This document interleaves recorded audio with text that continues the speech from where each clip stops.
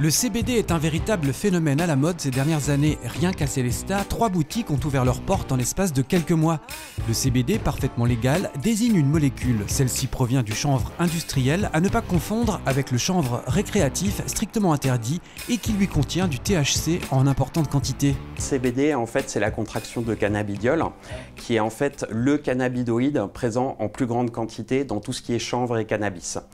Alors, ce qui est assez ironique, c'est que finalement, souvent, on se pose la question quelle est la différence entre le chanvre, le CBD et le cannabis.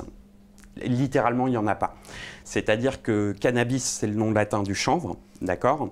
Et le CBD, en fait, généralement, on parle de sativael. C'est une variété de cannabis particulièrement pauvre en THC, donc qui est le psychotrope, et à contrario, particulièrement riche en cannabidoïdes, qui sont en fait les molécules responsables de tous les effets bien-être qu'on recherche réellement dans le chanvre et dans le cannabis. Donc c'est des variétés à très faible taux de THC, on est autorisé jusqu'à 0,3 et plus concentré en CBD. Donc ça va être une molécule qui n'est pas psychotrope et qui a des effets de détente, d'apaisement, anti-anxiété, anti-stress, en cas de nervosité ou alors des gens qui ont des problèmes de sommeil ou des douleurs, ce genre de choses. Il y a beaucoup de personnes aussi dans l'univers du sport qui en consomment parce que de base c'est un décontractant musculaire.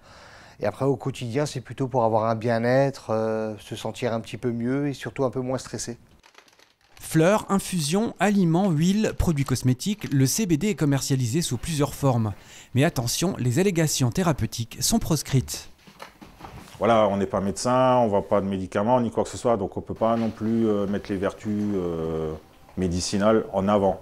Malheureusement, le CBD n'a pas de vertu curative. Par contre, l'intérêt du CBD, c'est d'apporter un certain confort de vie, du bien-être. C'est avant tout un anti-inflammatoire et un antidouleur naturel.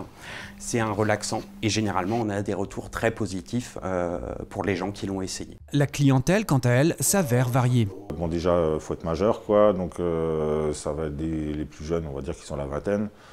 Et ça peut aller jusqu'à des personnes qui ont 70, 80 ans, voire plus, quoi. Le CBD commence à être dédiabolisé. Finalement, on a une clientèle très diversifiée, très hétérogène. On a vraiment toutes les générations, tous les milieux sociaux.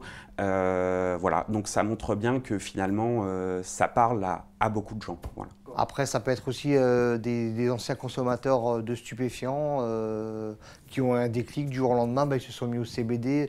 Ça a été un bon compromis pour essayer de décrocher du stupéfiant. A noter que le CBD est actuellement utilisé dans le cadre d'une expérimentation du cannabis à usage médical. Celle-ci est encadrée par l'Agence nationale de sécurité du médicament. Elle a démarré en mars 2021 et se poursuivra encore un an.